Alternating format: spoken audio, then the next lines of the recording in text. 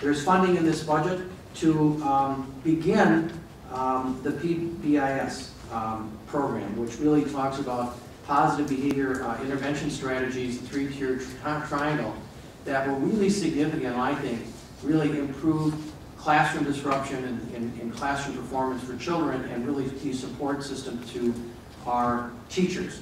This again is a national model. We are working with DPI on initiating this, and we will be starting this in 30 schools next year. This was done on a volunteer basis. We had, in the beginning, we didn't think we'd have more than a handful of schools interested in expanding, but thanks to Jenny Dorsey's leadership and Pat Yaley's leadership in working on this, we had over 70 schools interested. So next year there's money in the budget to support 30. But again, we want to do this right, and we think 30 schools is enough to do it right and set good models for the rest of the district.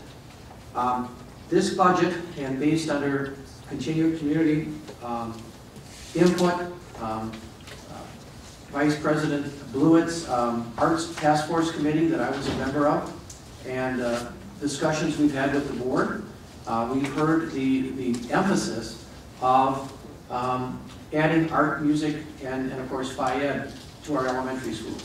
We created a standard. We tried to implement that standard to the best that we could. But what we found at the end of the day is that in order to implement that standard in all of our elementary schools, we would have to cut an example of a foreign language teacher at a school, a librarian at another school, a science resource teacher at another school. We had principals who had to reduce their full-time status to half-time status, and putting schools in that type of lose-lose decision-making, we backed off on that being a mandate, a requirement, just a guide. But having that happen, we have gone from 72 schools, elementary schools, not meeting the standard. Now the number is 32. So setting a standard, emphasizing that, I think was good work. It still isn't where we need it to be, but with limited resources, it doesn't give us the ability to do that throughout the district. We continue in this budget our human capital investment. Our goal is to get the best and brightest and talented people to work for our kids. We continue to work in national models, Teach for America, the New Teachers Project. We're working with new leaders for new schools, the New Teacher Center to help us with mentoring. So what's wonderful is we're beginning to get national recognized programs wanting to partner with us, and we're getting philanthropic community and the business community to support these programs financially, all with the intent of really putting talent in front of our kids in our classrooms. And we have money in this budget for increased funding for our school nurse program. We've had a program on that.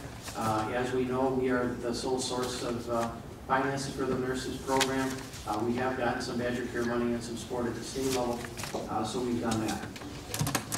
As we develop this budget, we also are developing this budget and giving the overview also in the context of the stimulus funds.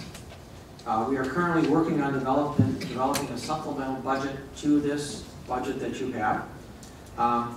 However, I want to say something, and I'm not trying to be negative when I say this, I'm just trying to be a realist in reality, but I'm going to say something negative right now, just letting you know that. I tend not to do that. But it's extremely unfortunate that today we got word that the Milwaukee Teacher Education Associations are partners in the strategic plan, and really collaborative partners as we've been working together over the last 2 years on working together achieving more, they have rejected our proposal for increased time for math instruction for our students. That would have accelerated, and I believe really accelerated the reduction in really working hard to reduce the achievement gap between Black and Hispanic students and white students, and the achievement gap between us and the state. We really felt that with that extra 25 minutes a day in mathematics, we could have probably doubled the number of kids that were proficient at the 10th grade level. And as we know, if children leave 8th grade, there's only a 2% chance those children, 2% more kids become proficient in 10th grade. So that's very, very disturbing to us. We also rejected our efforts to get teachers greater involvement in the school improvement planning process throughout the district. Just a side note, it's also unfortunate they've turned away significant financial gains for the teachers in their membership during these tough economics times. Though there's still much work to do, there are signs of progress in the district.